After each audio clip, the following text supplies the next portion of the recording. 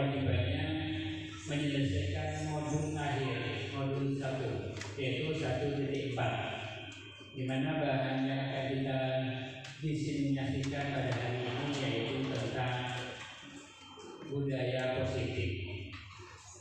Perlu kita ketahui Bapak Ibu, budaya positif itu sebenarnya adalah kebiasaan yang positif, di mana yang mengandung berbagai macam bagaimana karakter anak didik kita yang kita kenal di kurikulum Merdeka, yaitu tentang profil pelajar Pancasila. Dan untuk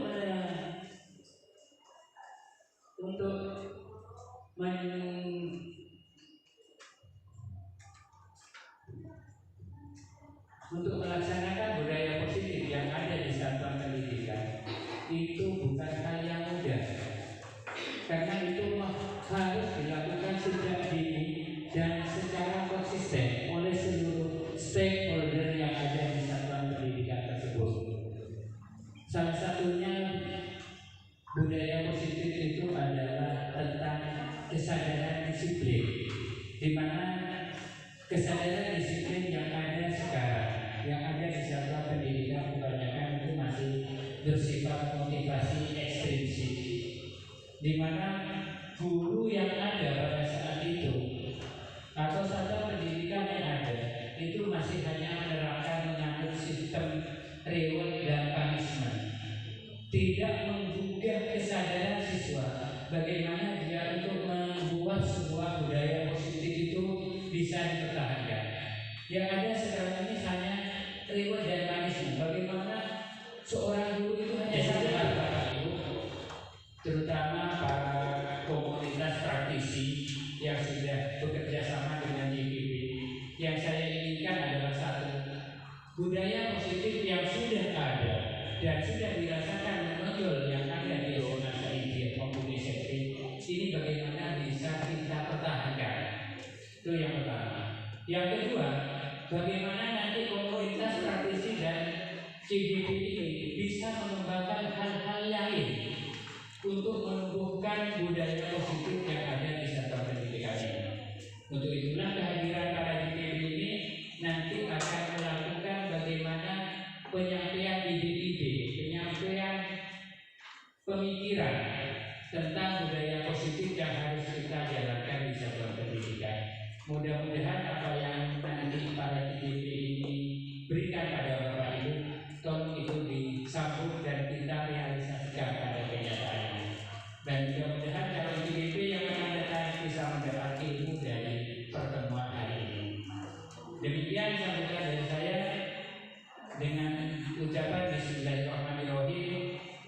Diseminasi budaya positif SMP SMA Saidiyah saya nyatakan dibuka dan dimulai. Mari kami sampaikan terima kasih kepada Bapak Baris Sarjana Sosial Magister Pendidikan Pendidikan. Sebelum kita lanjut ke acara selanjutnya, mari kita menggunakan nilai-nilai bersama-sama. SMP SMA Saidiyah.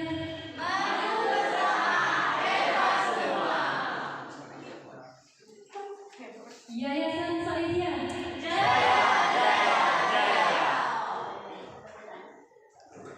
Baik, terima kasih. Kita sudah mendengarkan. Selanjutnya memasuki acara inti, yaitu pemaparan materi yang akan disampaikan oleh dalam guru penggerak antara tujuh.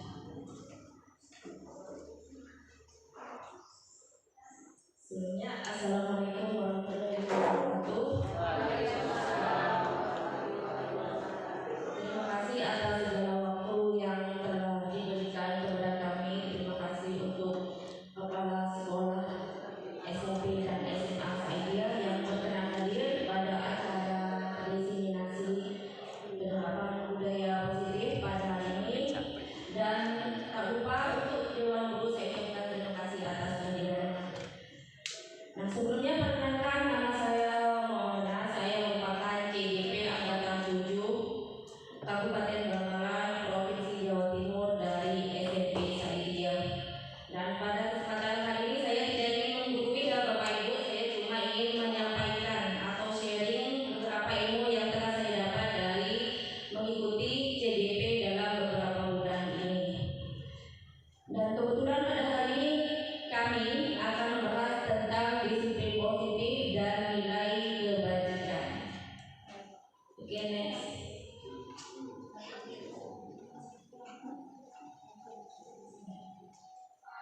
Apa itu disiplin?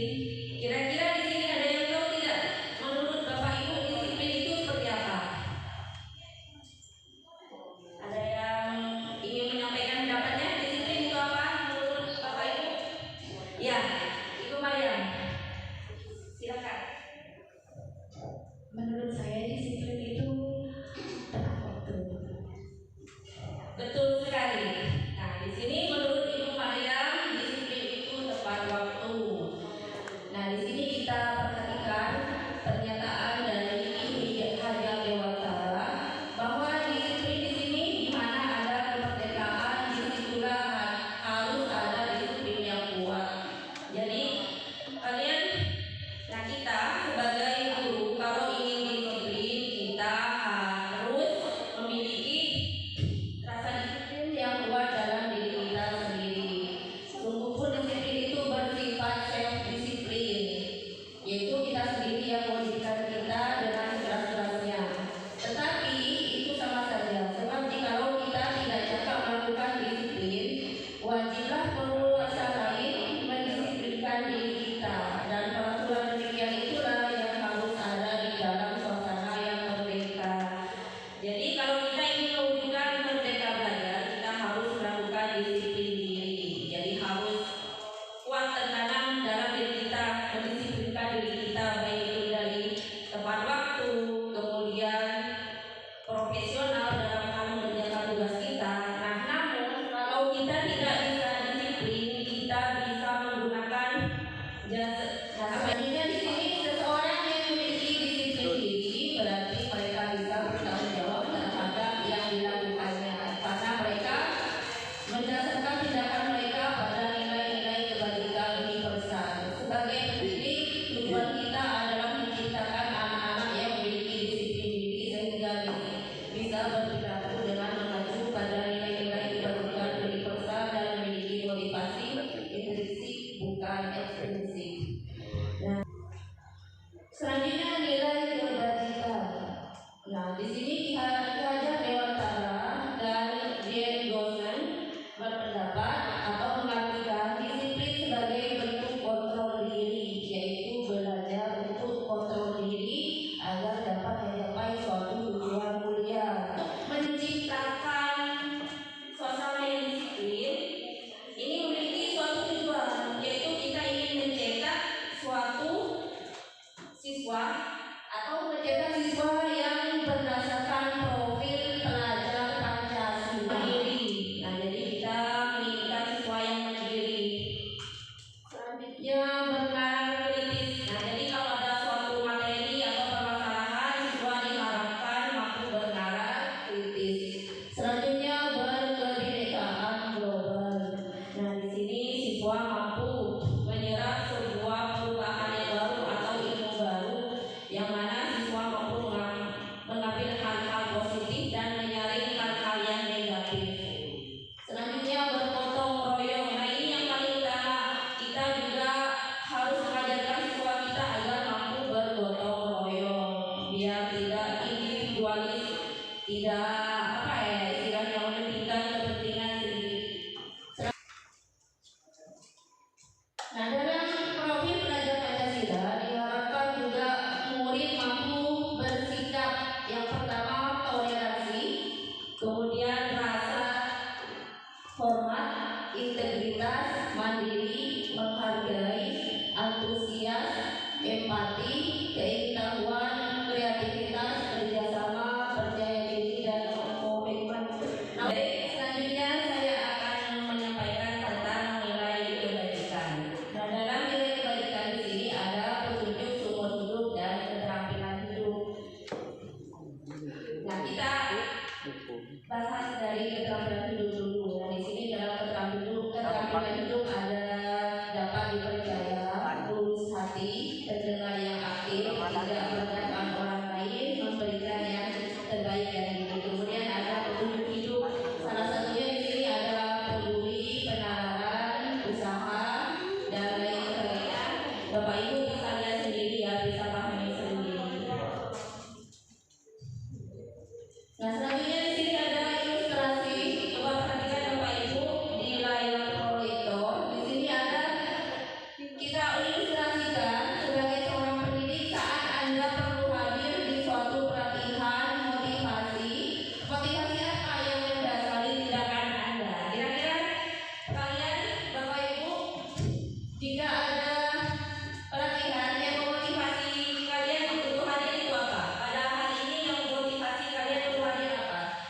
Misalnya, apakah Anda hadir karena tidak ingin ditegur oleh pihak panitia atau pengawas Anda, misalnya, dan mendapatkan surat teguran. Kemudian Anda ingin terlihat dan dipuji oleh lingkungan Anda atau mendapat penghargaan sebagai kepala sekolah berprestasi, mendapatkan imbalan atau penghargaan dari orang lain, atau yang terakhir Anda ingin menjadi pembelajar sepanjang hayat, menjadi orang yang berusaha dan bertanggung jawab serta menghargai diri Anda sendiri sebagai teladan bagi murid-murid Anda, guru-guru Anda serta lingkungan Anda, karena Anda percaya tindakan Anda sebagai pemimpin pembelajaran akan jadi panutan oleh lingkungan Anda, menghargai nilai-nilai kebajikan diri sendiri. Nah, jadi dari 3 motivasi ini, kira-kira mana yang memotivasi Bapak Ibu untuk hadir? Yang pertama di sini menghindari ketidaknyamanan dan hukuman. Yang kedua mendapatkan imbalan dan penghargaan dari orang lain. Yang ketiga menghargai nilai-nilai kebajikan diri sendiri. Kemudian yang 9 pilar karakter yang harus dimiliki oleh siswa agar menjadi profil pelajar Pancasila, yaitu cinta Tuhan dan segenap ciptaannya.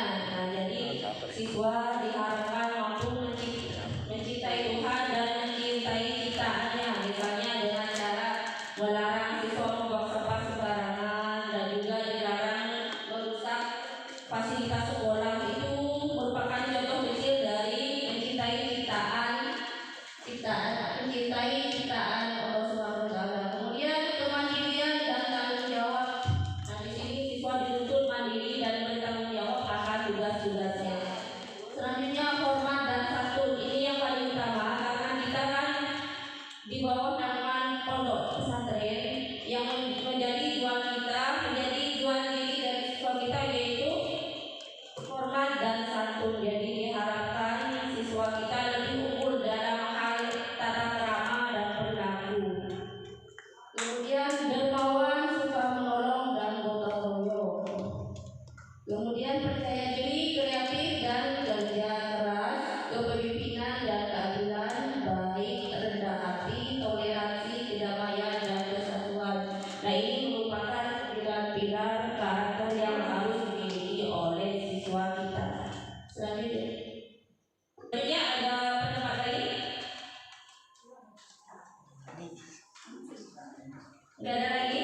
Kalau tidak ada, materi selanjutnya akan disampaikan oleh Ibu Nur Indasari yang akan lebih memaparkan secara jelas pada materi kali ini. Untuk Ibu Nur Indasari saya persilakan.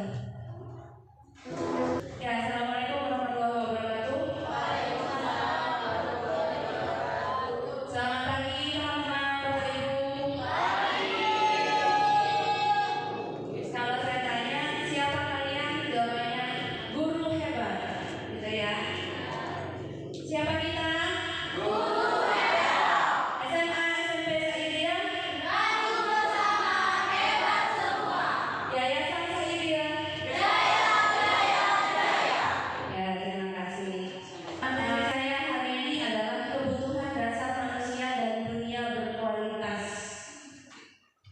Next. Nah, apa itu kebutuhan dasar manusia? Kebutuhan dasar manusia itu kita sebagai manusia kita punya apa yang kita butuhkan, bukan itu hanya sekedar barang, tetapi juga dari segi psikologis begitu. Nah, itu yang mendasari setiap tindakan kita. Dan kita sebagai pendidik berarti ini satu pautnya dengan siswa. Jadi hubungannya dengan kita itu ketika siswa kita melakukan kesalahan atau melakukan pelanggaran, itu pasti ada salah satu kebutuhan mereka yang tidak tercapai. Seperti itu. Next. Nah, ini 5 kebutuhan dasar manusia. Diabaikan penampakannya ya. Jadi di situ ada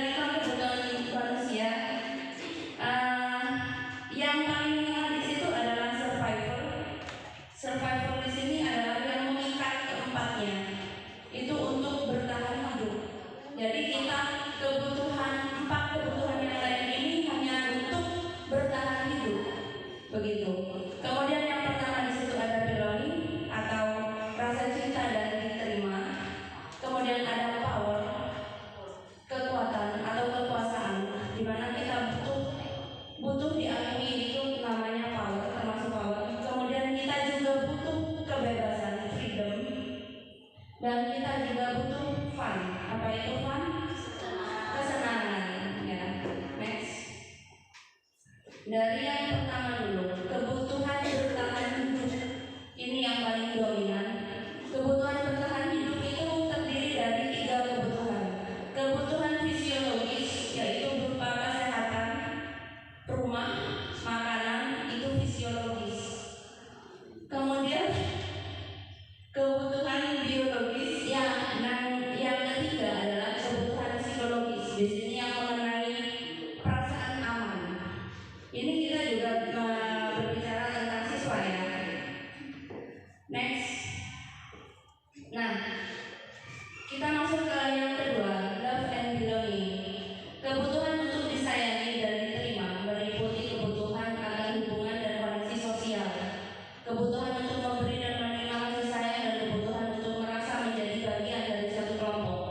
Kebutuhan ini juga meliputi keinginan untuk tetap terhubung dengan orang lain, seperti teman, keluarga, pasangan hidup, teman kerja, binatang peliharaan, dan kelompok di mana kita tergabung.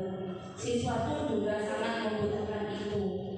Jadi kalau siswa itu sudah merasa dia diterima dalam suatu kelompok atau dalam suatu daerah gitu, maka mereka itu akan merasa nyaman. Next. Ya, selanjutnya adalah kebutuhan kekuasaan, yaitu pengakuan atas kemampuan. Nah, ini yang paling banyak diharapkan oleh peserta didik untuk terpenuhi, di mana peserta didik itu biasanya sangat suka jika dipuji, kemampuan mereka dihargai, gitu. Kebutuhan ini berhubungan dengan kekuatan untuk mencapai sesuatu, menjadi kompeten, menjadi terampil, diakui atas prestasi dan keterampilan kita, didengarkan dan memiliki harga diri. Kebutuhan ini meliputi keinginan untuk dianggap berharga, bisa membuat perbedaan, bisa membuat pencapaian kompeten, diakui dan dihormati. Jadi kalau untuk murid itu sekecil apapun kemajuan mereka, itu kalau bisa kita puji, ya bagus nah itu. Next. Selanjutnya adalah kebutuhan kebebasan. Kebutuhan untuk bebas adalah kebutuhan atas kemandirian, otonomi, memiliki pilihan dan mampu mengendalikan arah hidup seseorang. Anak-anak dengan kebutuhan kebebasan yang tinggi menginginkan pilihan. Mereka perlu banyak bergerak, suka mencoba-coba, tidak terpengaruh orang lain, dan senang mencoba hal baru dan menarik.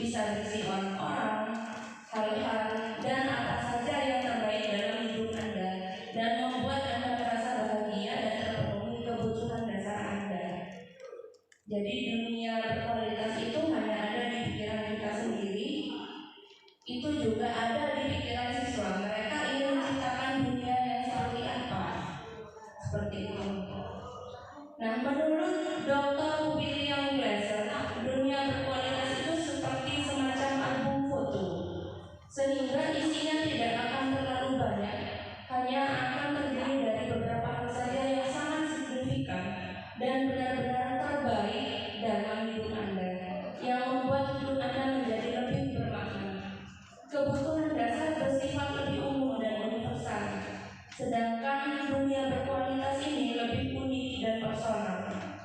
Itu kaitannya antara kebutuhan dasar manusia dengan dunia berkualitas. Jadi untuk memenuhi dunia berkualitas kita harus memenuhi 5 kebutuhan dasar manusia yang tadi. Nah, sekarang kita masuk ke materi kedua. Di sini ada teori motivasi, hukuman dan penghargaan, dan restitusi. Adakah teman-teman yang tahu apa itu motivasi? Motivasi, dorongan, ya. Kemudian hukuman dan penghargaan, kita melakukannya di sini. Ya, kita melakukan hukuman dan penghargaan. Ya, masih ya. Nah, restitusi, ada yang paham? Restitusi? Baiklah, kita masuk ke slide yang pertama. Motivasi. Menurut Diane Gosset, ada 3 motivasi perilaku manusia. Yang pertama, untuk menghindari ketidaknyamanan atau hukuman, untuk mendapatkan imbalan atau penghargaan dari orang lain, dan yang ketiga, untuk menjadi orang yang mereka inginkan dan menghargai diri sendiri dengan nilai-nilai yang mereka percaya. Ini 3 motivasi yang juga terjadi kepada siswa. Next. Menurut Anda, dari ketiga jenis motivasi tadi, motivasi mana yang saat ini paling banyak mendasari perilaku murid-murid di sini? Kembali yang tadi. Jadi ketika anak-anak melakukan suatu perilaku atau sikap, menurut Bapak Ibu, motivasi yang mana yang mendasari perilaku mereka? Nomor 1 ya. Nah, nomor 1 di sini adalah level yang paling rendah dari motivasi itu, untuk menghindari ketidaknyamanan atau hukuman. Kenapa paling rendah? Karena kalau seseorang itu termotivasi dengan ini yang nomor 1, itu berarti mereka melakukan sesuatu itu secara keterpaksaan. Seperti itu, bukan dari atas kesadarannya sendiri, kemauannya sendiri. Ya, next. Strategi apa yang selama ini Anda terapkan untuk menanamkan disiplin positif pada murid-murid Anda? Strategi apa yang kita gunakan? Biasanya kita melakukan hukuman, ya. Untuk menumbuhkan positif anak, biasanya kita masih menggunakan hukuman, betul? Ya. Bagaimana hasilnya? Apakah siswa itu berubah secara permanen atau sementara? Sementara ya. Ya. Nah, ya, next. Nah, sekarang kita masuk ke perbedaan hukuman, konsekuensi, dan restitusi. Nah, hukuman bersifat tidak terencana atau tiba-tiba. Anak atau murid tidak tahu apa yang akan terjadi dan tidak dilibatkan. Hukuman bersifat satu arah dari pihak guru yang memberikan, dan murid hanya menerima suatu hukuman tanpa melalui suatu kesepakatan atau pengarahan dari pihak guru, baik sebelumnya atau sesudahnya. Hukuman yang diberikan bisa berupa fisik maupun psikis. Murid akan disakiti oleh suatu perbuatan atau kata-kata. Dari penjelasan di sini, seperti kalau saya membaca, sepertinya kok kejam sekali yang namanya hukuman. Hukuman itu satu arah, tidak melalui kesepakatan. Jadi kita hanya tahu, kalau kamu terlambat, nanti kamu akan dijemur di lapangan. Apakah kita pernah bertanya, murid mau nggak dijemur? Tidak ya, itu. Nah, jadi hukuman itu sepertinya sangat menyiksa begitu Bapak Ibu. Maka untuk itulah seharusnya kita meninggalkan hukuman. Kalau secara terpaksa apakah boleh? Ya mungkin kalau kesalahannya sudah terlampau parah begitu, dan konsekuensinya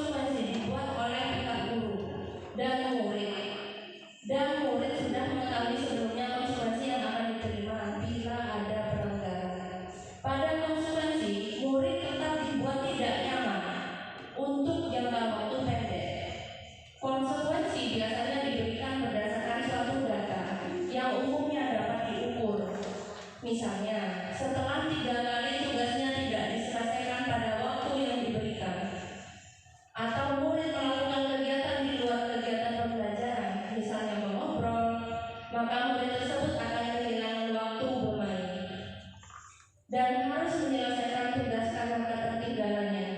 Peraturan dan konsekuensi yang mengikuti ini sudah diketahui sebelumnya oleh murid. Sikap guru di sini senantiasa memonitor murid. Nah, di sini perlu diadakan satu waktu untuk berdiskusi bersama dengan murid untuk menetapkan konsekuensi apa atas perbuatan apa. Nanti ini akan dibahas lebih dalam pada materi keyakinan kelas yang akan disampaikan oleh Bu Soleha. Next, restitusi. Nah, ini tadi apa ya restitusi? Restitusi itu merupakan sebuah cara untuk menyelesaikan masalah sebagai upaya membantu siswa memperbaiki diri agar dapat kembali ke kelompoknya dengan karakter yang lebih baik dan lebih kuat. Jadi kalau ada siswa yang bermasalah, biasanya kita menghujani mereka dengan menyalahkan mereka sehingga mental mereka itu jadi down. Nah, pada restitusi kita itu bukan berlaku demikian, namun kita malah sebaliknya, kita memberikan penguatan kepada mereka sehingga ketika mereka selesai konseling gitu atau bimbingan, mereka itu akan kembali dengan karakter yang lebih kuat lagi. Itu restitusi. Jadi kalau ada anak yang salah bukan semakin disalahkan. Iya, gara-gara kamu kayak gini, bukan. Nah, untuk restitusi yang penjelasan lebih lengkapnya nanti akan dijelaskan oleh Ibu Sri. Next. Nah, ini coba pemanasan Bapak Ibu. Termasuk hukuman atau konsekuensi. Nomor 1, mencatat 100 kali di dalam buku dengan kalimat saya tidak akan terlambat lagi karena terlambat ke sekolah. Hukuman atau konsekuensi? Mencatat 100 kali di dalam buku. Yang menjawab hukuman?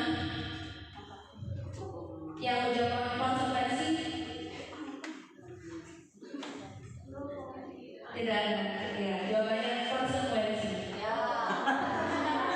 Karena di sini tidak menyakiti secara fisik. Ya, mencatat. Itu kan ringan, tidak menyakiti secara fisik. Itu termasuk konsekuensi. Kemudian nomor 2, hari memilih lapangan basket 2 kali karena terlambat ke sekolah. Hukuman. Kenapa? Secara fisik. Ya. Nomor 3, membersihkan coretan yang dibuatnya di papan di meja tulis. Konsekuensi ya. Nah, itu bedanya. Jadi kalau konsekuensi itu lebih untuk menekankan siswa harus bertanggung jawab atas apa yang mereka perbuat. Nomor 4, murid diminta untuk push up 15 kali karena tidak menggunakan masker ke sekolah. Hukuman ya. Ya. Nomor 5 yang terakhir, menggantikan kertas tugas teman yang telah dicoret-coret. Konsekuensi. Alhamdulillah sudah masuk semua ilmunya. Ya, itulah dari saya. Nanti akan diperdalam lagi oleh Bu Soleha dan Bu Sri. Jika ada pertanyaan jangan lupa ditulis dan ditanyakan pada sesi tanya jawab. Sekian dari saya. Terima kasih atas perhatiannya.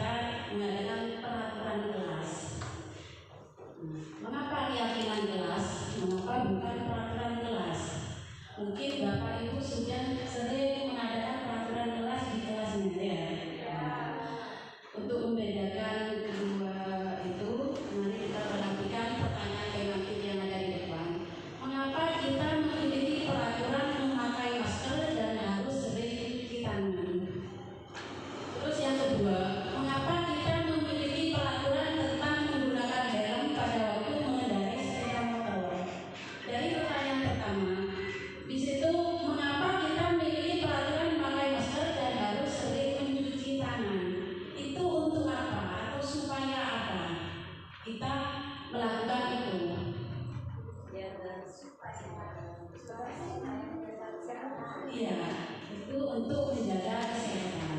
Jadi kalau kita yakin bahwa dengan memakai masker dan sering cuci tangan itu kita akan sehat seperti itu. Yang kedua, mengapa kita memiliki peraturan tentang menggunakan helm pada waktu mengendarai sepeda motor? Supaya apa? Atau demi apa kita melakukan itu? Ya, keselamatan. Jadi karena kita mempunyai keyakinan bahwa dengan menggunakan helm pada waktu mengendarai sepeda motor kita akan selamat. Disitulah keselamatan dan kesehatan inilah yang dinamakan keyakinan. Jadi keyakinan itu timbul dari diri kita sendiri, bukan karena ada aturan gitu. Next, selanjutnya. Jadi keyakinan kelas itu nilai-nilai kebajikan atau prinsip-prinsip universal yang disepakati bersama secara universal lepas dari perbedaan agama, suku, negara, dan bahasa. Itu menurut dosen 1998.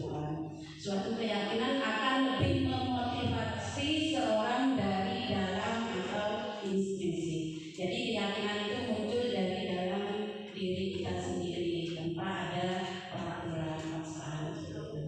Seseorang akan lebih bersemangat untuk menjalankan keyakinannya daripada hanya sekedar mengikuti peraturan.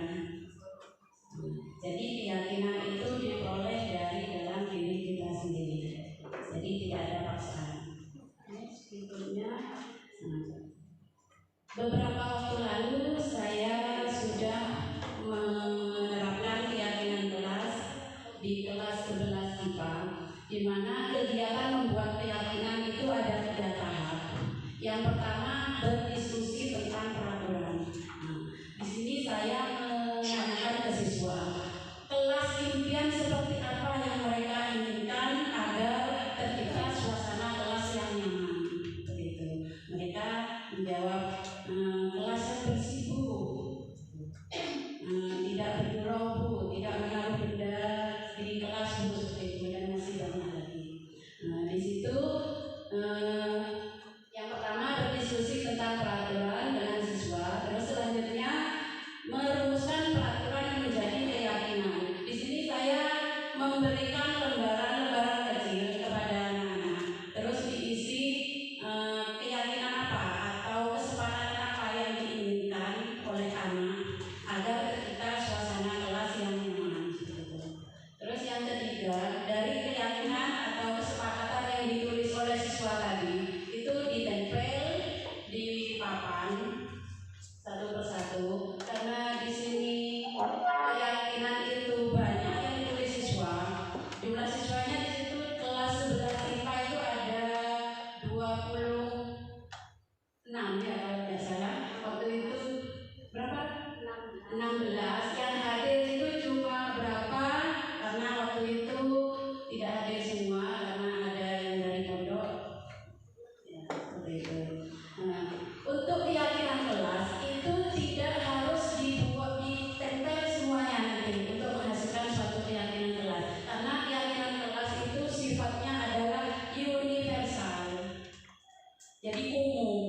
Jadi dari beberapa keyakinan yang dituliskan anak itu diambil kesimpulan, istilahnya nilai-nilai keyakinan apa yang akan diterapkan nantinya. Setelah mereka menempel di kelas itu kan banyak sekali, ada yang dilarang membuang sampah di kelas, terus tidak boleh terlambat, seperti itu, dan masih banyak lagi. Dan kata-kata yang negatif itu tidak diperkenankan untuk digunakan dalam keyakinan. Jadi kita menggunakan kata-kata yang positif, kalimat yang positif. Setelah kita berdiskusi dengan siswa, itu terdapat 4 kesepakatan kelas yang telah disepakati waktu itu. Yang pertama,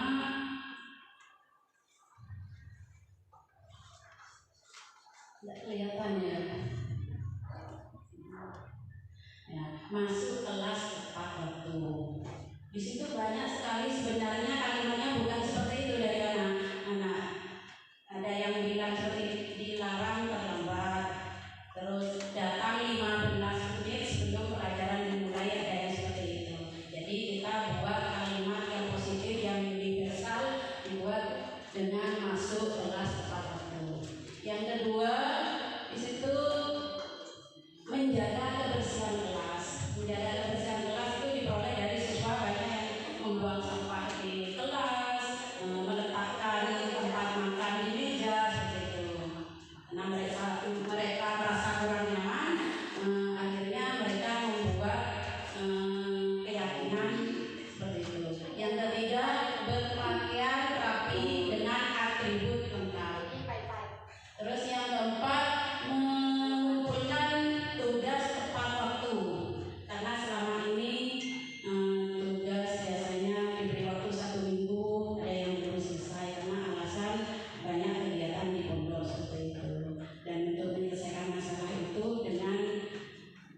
segitiga restitusi nanti yang disampaikan oleh Bu Sri.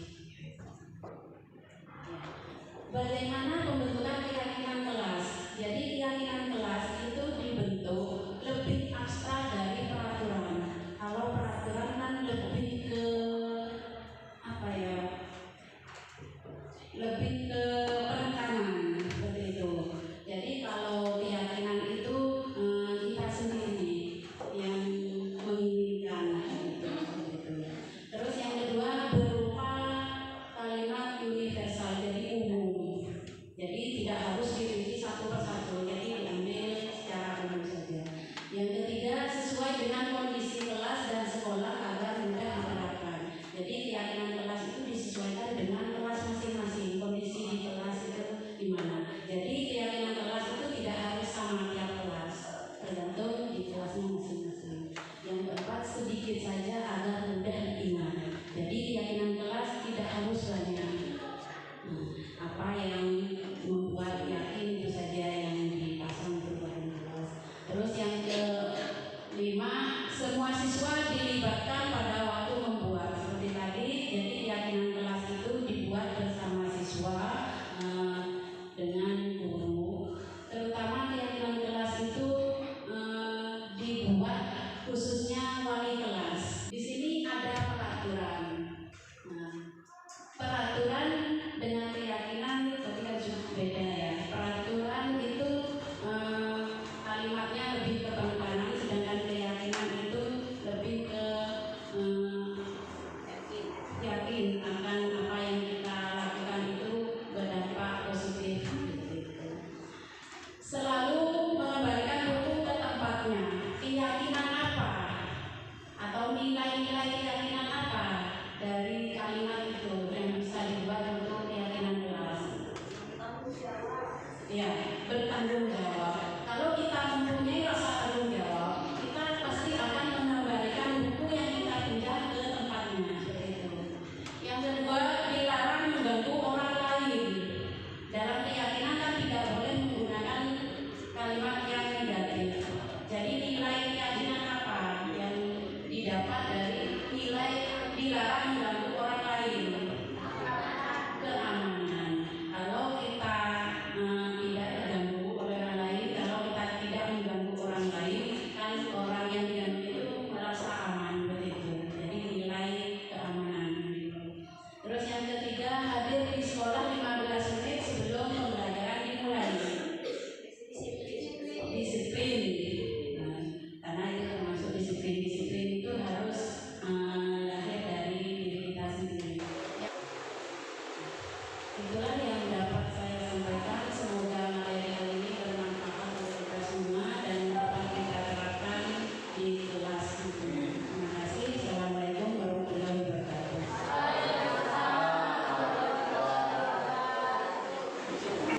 Assalamualaikum warahmatullahi wabarakatuh. Materi yang akan saya bawakan adalah 5 posisi kontrol. Secara tidak disadari, semua pendidik pernah melakukan, baik sebagai penghukum, sebagai pembuat rasa bersalah, sebagai teman, sebagai pemantau, dan sebagai manajer.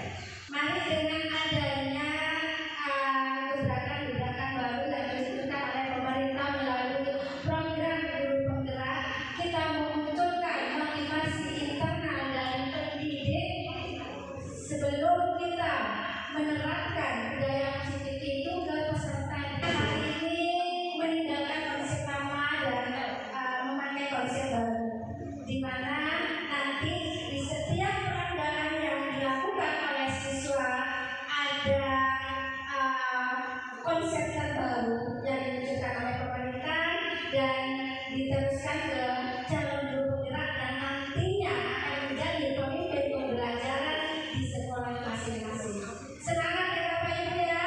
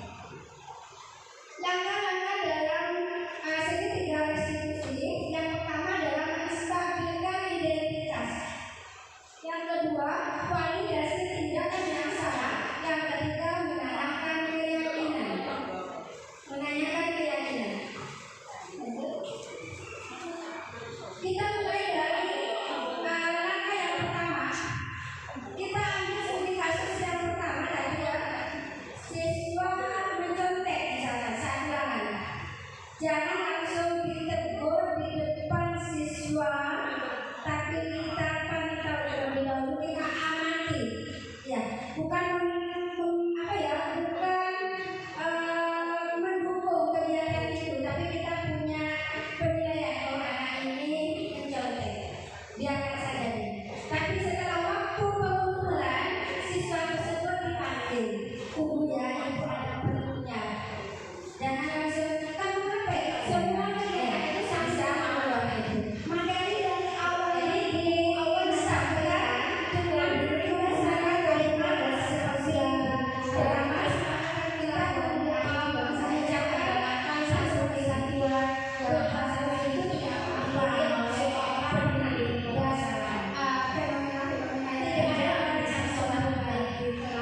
ibu bapak sekolah ibu bapak tapi bagaimana cara solusinya dari mana? Tidak selalu kau bersalah bersalah, tetapi tidak apa-apa jatuh solusi dengan kita cari kalimat yang pas agar anak itu bisa berusaha diselesaikan ya. Dan kalau anak takut dengan keuangan, anak tidak takut kita panggil keuangan, kita tanya.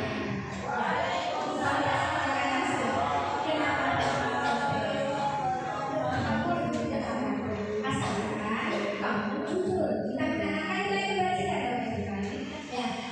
Kenapa? Pasti mereka terbuka. Selanjutnya memasuki saya seperti foto. Kemudian saat ini padat benturan sama ujian madrasah. Ya, misalkan kita tambah kita menjadi pendengar. Tidak ada waktu jam sekian harus begini, jam sekian harus begini, jam sekian harus begini. Kita menjadi pendengar. Setelah mereka terbuka, baru kita kirim mereka ke nilai kebajikan, menanyakan keyakinan. Untuk dalam kelas itu saya pernah melaksanakan pembuatannya di kelas, khususnya mata pelajaran saya sendiri. Nah, pertanyaannya, peraturan masalah keyakinan kelas itu dibuatnya pertama atau per semester ini? Terima kasih. Saya rasa sudah cukup, pertanyaannya sudah lengkap. Saya akan mencoba menjawab pertanyaan dari Bu Mariam, di mana Bu Mariam sebelumnya sudah membuat peraturan kelas, tapi bukan keyakinan kelas. Karena keyakinan kelas ini juga baru materinya, jadi selama ini kita menggunakan peraturan kelas. Keyakinan kelas yang ditanyakan Bu Mariam itu, keyakinan kelas itu dibentuk setiap 1 tahun sekali atau 1 semester 1 kali atau gimana? Saya mencoba menjawab, mungkin kalau ada yang bilang bisa ditanyakan oleh teman yang lain. Sebenarnya keyakinan kelas itu sifatnya fleksibel, jadi bisa berubah atau tetap tergantung keadaan kelas, tergantung keadaan kelas masing-masing. Jadi kalau dirasa keyakinan kelas yang telah dibuat itu kurang atau tidak berjalan, bisa diubah. Jadi pembuatan keyakinan kelas biasanya di awal semester. Kalau di semester berikutnya dirasa kurang, bisa diubah. Jadi keyakinan kelas itu sifatnya fleksibel seperti itu. Tidak harus 1 tahun sekali atau 1 semester sekali. Seperti itu. Kemudian tidak terasa kita telah sampai pada ujung acara. Selanjutnya adalah baca doa yang akan dibagikan oleh Ustaz Hasan Basri. Kepada beliau dipersilakan.